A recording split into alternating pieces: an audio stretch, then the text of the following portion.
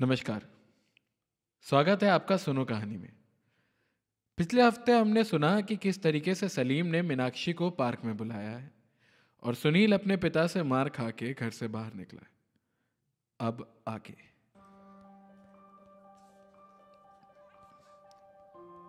मैं नेहरू पार्क के सामने खड़ा था। घड़ी में 3 बजने वाले थे। मैं तेज रफ्तार से पार्क के अंदर गया और बच्चों के झूलों के सामने एक आम का पेड़ था, उसके पीछे छिपकर खड़ा हो गया। अचानक एक टीस उठी, तीखी, तेज। लगा किसी ने दिल में गोली मार दी हो। मीनाक्षी को पीले सूट में आते हुए देखा, सफेद चुनरी, लाल सैंडल। पहली बार मैंने मीनाक्षी को बिना साइकिल पर देखा था। वो कितनी खूबसूरत है, कितनी खूबसूरत है। तभी पीछे सलीम टहलता हुआ नजर आया। मीनाक्षी अकेले थी। सलीम दूसरी तरफ चला गया मुआयना करने। मीनाक्षी सीधे बेंच पर बैठ गई। मेरी तरफ उसकी पीठ थी। वो सलीम को नहीं देख रही थी। वो अपनी सफेद चुनरी से खेल रही थी। काश मैं जाकर उसकी बगल में बैठ जाता।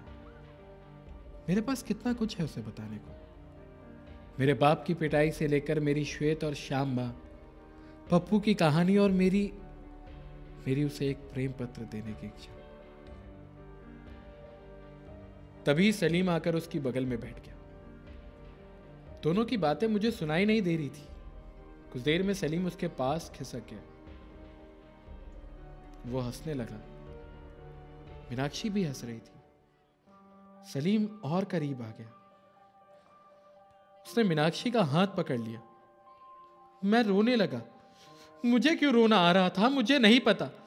मैं रोना नहीं चाहता था। मैं बस वहां से चले जाना चाहता था, भाग जाना चाहता था। पर मैं वहीं खड़ा रहा। तभी पता नहीं कैसे मेरे भीतर से मीनाक्षी नाम निकला और मीनाक्षी ने पलटकर मुझे देखा। उसकी आंख मुझसे टकराई और मैं स्तब्ध सा खड़ा रह गया।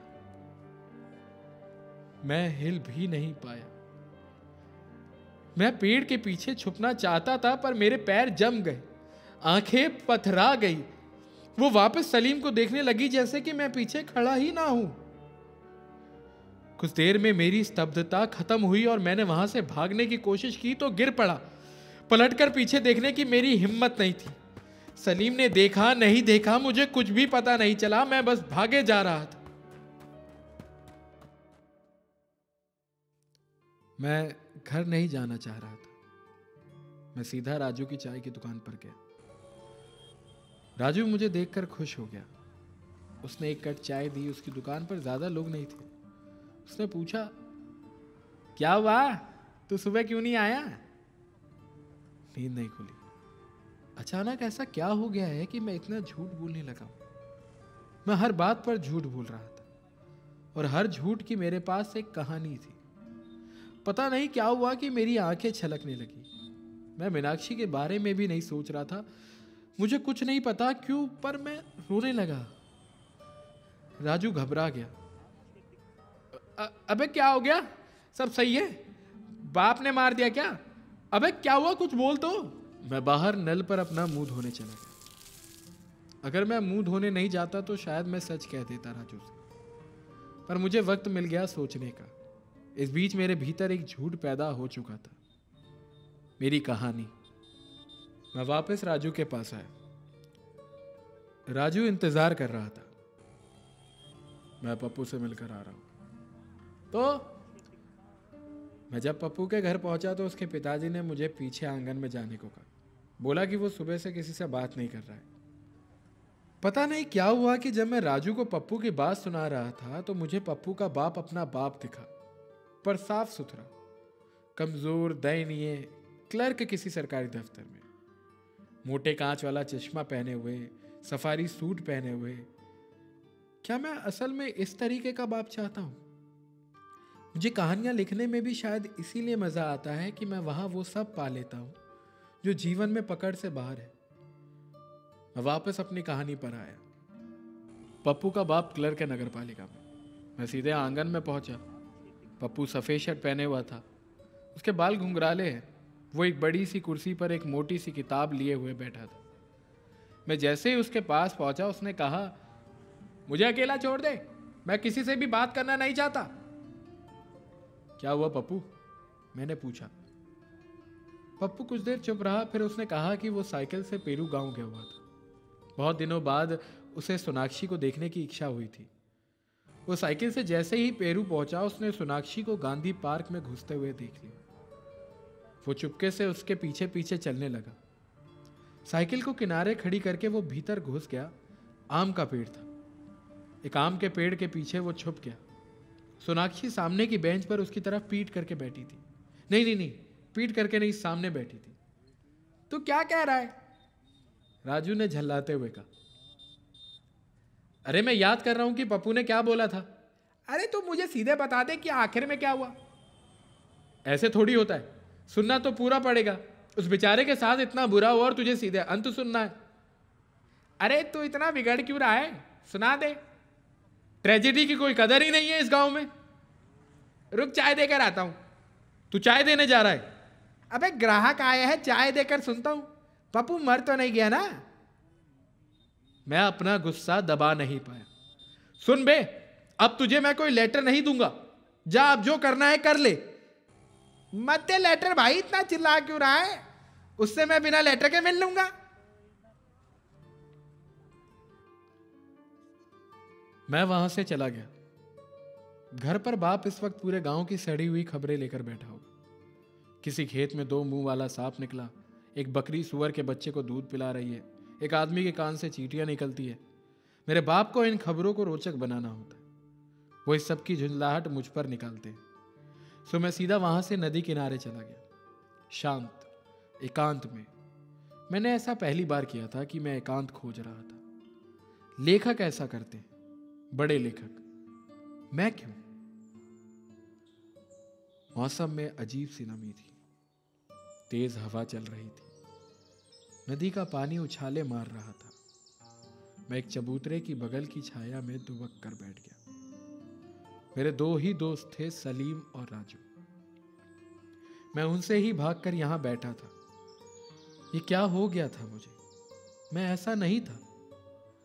मैंने सोचा मैं एक सीधा प्रेम पत्र लिखूंगा और राजू को दे दूंगा, पर जितना किस्सा राजू को सुनाया था उसे आगे बढ़ाकर बात खत्म कर दूंगा। सोनाक्षी वाली बात अब राजू को भी पता है और सलीम को भी।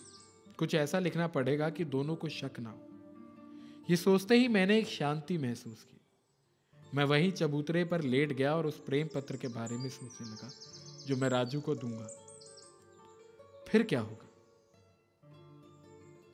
तो मीनाक्षी, नहीं, मीनाक्षी नहीं, सोनाक्षी पप्पू की तरफ मुंह करके बेंच पर बैठी है गांधी पार्क में। पप्पू आम के पेड़ के पीछे छुपा हुआ है। बहुत देर तक सोनाक्षी अपनी चुनरी से खेलती रहती है।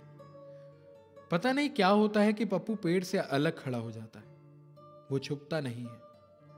सोनाक्षी उसे देख लेती है, पर इस तरह व्यवहार करती है कि देखा ही ना हो। पप्पू उसके पास जाने के लिए कदम बढ़ाता है, तभी वो प्रोफेसर कॉलोनी वाला लड़का वहां चला आता है। पप्पू वापस पेड़ के पीछे छुप जाता है। वो लड़का आते ही अपनी बातों में सोनाक्षी को उलझा लेता है। मैंने कहानी में उस लड़के का नाम राजू रखा है। इस देश में हर मोड़ पर एक राजू होता है। इससे मैं राजू से बदला भी ले रहा था। सोनाक्षी चुपचाप बैठी रही। तभी उसने राजू के मुंह पर हाथ रख दिया और उसे चुप करा दिया। फिर धीरे से राजू को अपने पास खींचा और उसके गले लग गई। गले लगते हुए सोनाक्षी का चेहरा पप्पू की तरफ था और उसने पप्पू को देखा। पप्पू को वहां से चले जाना चाहिए था, पर वो नहीं गया।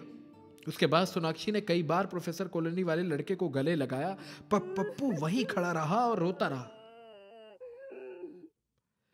मेरी जब आंखें खुली तो मैं चबूतरे पर सो चुका था। मुझे लगा जो मैंने सोचा वो सही में हुआ था। मैं उठ खड़ा हुआ। इससे पहले कि मैं भूल जाऊं, मैं घर की तरफ भागा राजू का प्रेम पत्र पूरा करने के लिए। अगले दिन सुबह मैं बहुत जल्दी ग्राउंड पर पहुंच चुका था। कुछ देर में राजू आया। मैंने उसे लेटर नहीं दिया। मैंने सोचा उसे मांगने दो, तब दूंगा। हम दोनों चुपचाप खड़े रहे। तभी सलीम ग्राउंड पर पहुंचा। वो फुटबॉल लेकर नहीं आया था, ना ही उसने फुटबॉल वाले जूते पहने हुए थे। वो पहली बार चप्पल पहनकर ही ग्राउंड आया था। वो सीधे मेरे पास चलते हुए आया और कुछ देर मुझे घूर कर देखने लगा। मैं कुछ समझ पाता इससे पहले उसने एक जोरदार चपत मेरे गाल पर जड़ दी। राजू की कुछ समझ में नहीं आया। वो चिल्लाता रहा, यार क्या हो गया, क्या हो गया? पर हम दोनों चुप रहे। सिर्फ सलीम और मुझे पता था कि यह चाटा किस लिए था। मैंने जेब से लेटर निकाला और राजू को दे दिया और वहां से चुपचाप चला गया। राजू और सलीम मेरे सबसे अच्छे दोस्त थे। मैंने ये वाक्य अपनी डायरी में लिखा और थे शब्द को घूरता रहा। अब आगे क्या होगा? क्या सलीम, सुनील और राजू की दोस्ती टूट जाएगी? अब ये जानने के लिए तो आपको सुनना पड़ेगा प्रेम कबूतर का अगला और आखिरी भाग। शुक्रिया।